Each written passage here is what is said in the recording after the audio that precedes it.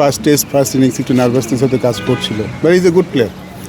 আশা করি ও ফিউচারে ইনিংসগুলি বড় হবে, বিকজ ওপেনিং থেকে বড় রান করাটা আমাদের জন্য খুব দরকার। যখন মেন টিম নিয়ে আসে না তখন ভালো খেললেও সবাই বলে যে মেন টিম নিয়ে ম্যানচেস্টার জিতি নেই, সেই জিনিসটা আসলে ভালো লাগে না। আমি আসলে সবসময় চাই যে সব দল তাদের সেরা দলটা নিয়ে আসুক। এখন যদিও বাইলেটারাল সিরিজে অনেক দল ওয়ার্ল্ড কাপের আগে অনেক পরীক্ষা নিরীক্ষা করতে চাই, বা অস্ট্রেলিয়ানরা সেটা করেনি, বাট আমি হ্যাপি। আমি আসলে সত্যি হ্যাপি যে ওরা ওদের যেটা বেস্ট পসিবল টিম সেটা নিয়ে আসছে।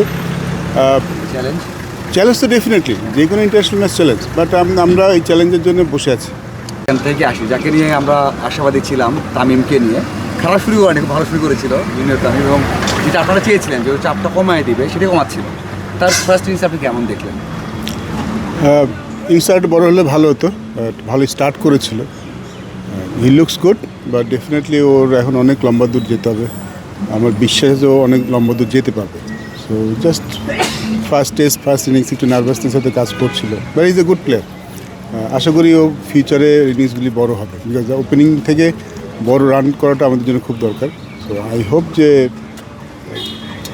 পরবর্তী ইনিংসগুলোর বড় হবে। মানে ভাই ওর অ্যাপ্রোচটা ভালো ছিল মনে হচ্ছে, অ্যাটিটিউডটা ভালো ছিল যখন সেট হচ্ছিল, অথবা ওরা যখন অ্যাগ্রেশন দেখাচ্ছিল, এটাও তো একটা দেখার বিষয় যে অন্যরা হলে আরও বেশি নার্ভ ফিল করে। ভালো লাগছে নাকি ওর? হ্যাঁ, ও আসলে এই টাইপের ব্যাটসম্যান, এবং আমরা যখন পিক করেছিলাম ওকে বলাই হয়েছিল ওর মতো করে ব্যাটিং করতে। সকালে কিন্তু কন্ডিশন সহজ ছিল না, আমরা একটু কাউন্টার অ্যাটাক দরকারও ছিল, যদিও আমাদের উইকেট পড়ে গেছে সকালে অনেক, এটা আইডিয়াল ছিল না। বাট আমরা ওকে যেভাবে ব্যাটিং করতে চেয়েছি ও সেই ব্যাটিং করেছে। বাট ডেফিনেটলি টেস্ট ম্যাচে ওকে ইনিংসটা বড় করতে হবে। আমি আশাবাদী ফিউচারে সেটা হয়তো আমরা দেখতে পাবো। হ্যাঁ, অমিতকে ক্যারি করছেন এবং তাকে নিয়ে মুশফিক খুব দারুণ একটা কথা বলেছে যে অমিতের মধ্যে সেই জিনিসটা আছে, আমার মতো হতে পারে। আপনারা সেটা দেখেছেন অবশ্যই। তো ওকে নেক্সট ক্যারি করা বা ম্যাচ দেওয়ার চিন্তাভাবনা আছে কিনা? সামনে অস্ট্রেলিয়া সিরিজও আছে। দেখুন, আমরা যখন কাউকে স্কোরে নেই তাকে ওই স্কোরে থাকার মতো কিংবা একাদশে খেলার মতো যোগ্যতা আছে বলে মনে করে নেই। কিন্তু যেহেতু সবার টিম কম্বিনেশনের কারণে অনেক সময় অনেকেই একাদশে আসতে পারে না, বাট ইট ডাজন্ট মিন যে তাকে নিয়ে আমাদের কোনো ফিউচার প্ল্যান। আমরা যখন যাকে নিয়েছি ফিউচার প্ল্যান করেই নিয়েছি, তার সামর্থ্য দেখেই নিয়েছি। সো অমিত হাসান হয়তো সুযোগ আসেনি এই দুটি টেস্ট ম্যাচে, বাট ফিউচারে তারা অনেক টেস্ট ম্যাচ খেলবো আমরা। এবার তো বেশ কিছু টেস্ট ম্যাচ হবে, তো কম্বিনেশন যদি মিল হয় তিনি নিশ্চয়ই ভবিষ্যতে খেলবেন। আমরা কিন্তু নিয়েছি শুধু এই সিরিজের জন্য না, আমরা লম্বা সময় চিন্তা করে নিয়েছি। অস্ট্রেলিয়ার জন্য ভাই অন্য প্ল্যানিং আছে কিনা যে ওদের আমরা বিগ একটা টুর্নামেন্ট হবে? মানে কখনোই বাংলাদেশ দল খেলেনি, আপনারা সেই সময় খেলছেন, এরপরে খেলা হয়নি। 72 ঘন্টা ময়েশ্চার লক সমৃদ্ধ লিলি বডি ওয়াশ শিয়া বাটারের গুডনেস স্কিন রিপেয়ার করে রাখে সফট ও গ্লোয়িং। তো প্রিপারেশনে কোনো টেস্ট দলকে নিয়ে আলাদা কোনো প্রিপারেশনের ব্যবস্থা করবেন কিনা, এবং কি ভালো হয় যদি আমরা একটু আগে যেতে পারি, তাহলে একটু কন্ডিশনের সাথে অ্যাডজাস্ট করতে সুবিধা হয়। এছাড়া দেখুন, সব টেস্ট দলই কিন্তু ভালো। পাকিস্তান খুব ভালো টেস্ট দল। আমরা যত র্যাঙ্কিং একদম নিচের দিকে টেস্ট দলগুলি ছাড়া যারা 6-7-এর মধ্যে আছে তারা সবাই কিন্তু ভালো টেস্ট দল। তো সবাই কিন্তু সবার সাথে টেস্ট খেলার কিন্তু একটা চ্যালেঞ্জ। অস্ট্রেলিয়ান টেস্টের সম্মত 1 নম্বরে আছে, তো তাদের সাথে খেলাটা তাদের মাটিতে আরও বেশি challenge.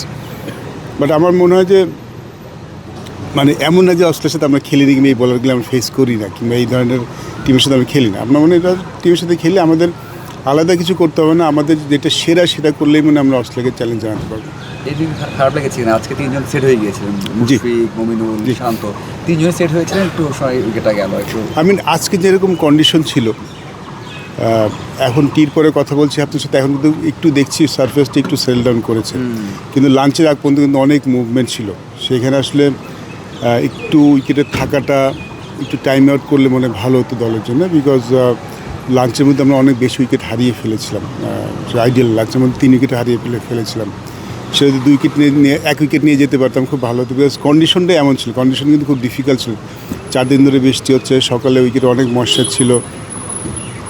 I think we did well, but আমরা বেশি উইকেট হারিয়ে ফেলেছিলাম। হ্যাঁ, সেট ব্যাটসম্যান, নতুন ব্যাটসম্যানের জন্য খুব কঠিন কাজ এখানে।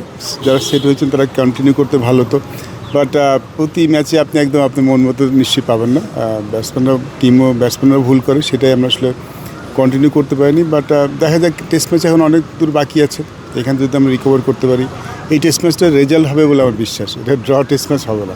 হ্যাঁ, তামিম বলেছেন সভাপতি যে অস্ট্রেলিয়ার সিরিজ, যেটা ODI T20 দেশের মাটিতে, তো ওটা তো ভালো টিম দিয়েছে। সো নির্বাচকের জন্য চ্যালেঞ্জ, যেটা বলেছেন যে নির্বাচক, ক্রিকেটার, ক্যাপ্টেন সবার জন্য challenge.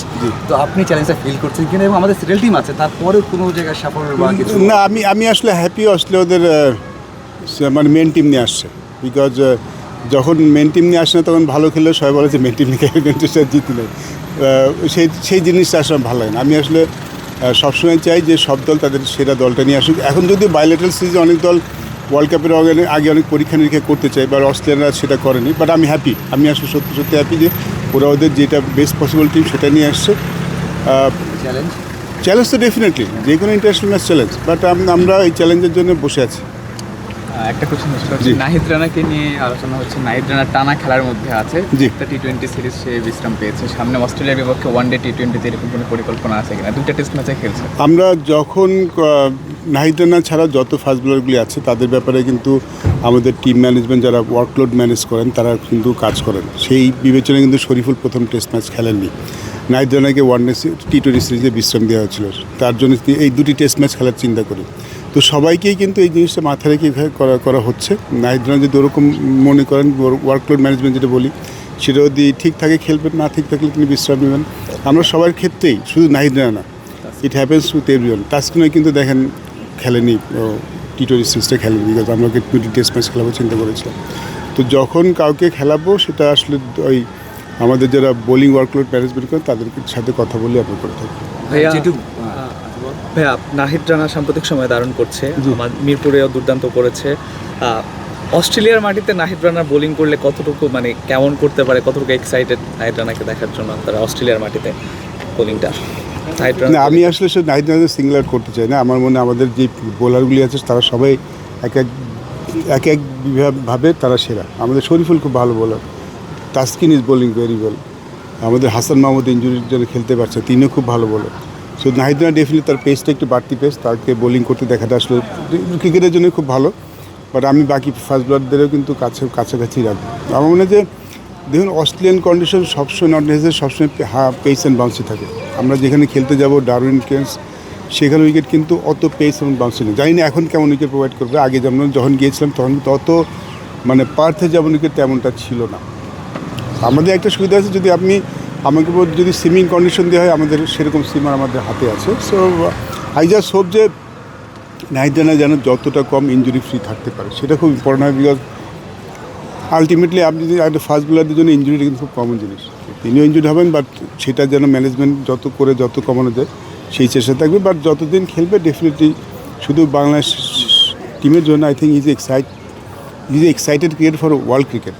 Last question, last ji. সেটা হচ্ছে একটা হয়তো কমিটি সরাসরি আছেন বিশ্বকাপে, জি। তবে আপডেটটা কি আর মানে কতদিনের মধ্যে এটা কিছু আসতে আচ্ছা, আমি যিনি আমাদের কমিটি যিনি কনভেনার এবং আরেকজন যিনি সদস্য আছেন তাদের সাথে কথা হয়েছে, আমাকে ফোন করেছিলেন। সো আমি ওনাদের বলেছি যেহেতু আমাদের টেস্ট ম্যাচ চলছে, সো আমি এই আসলে এখন মাথায় টেস্ট খেলা ছাড়া আর কিছু নেই এবং আমি বিজি। তো আমি বলেছি সিলেট শেষ করে তারপরে যে ওনাদের সাথে বসবো, আসলে তারপরে আসলে ওনারা ঠিক করবেন কীভাবে কী কাজটা করা হবে।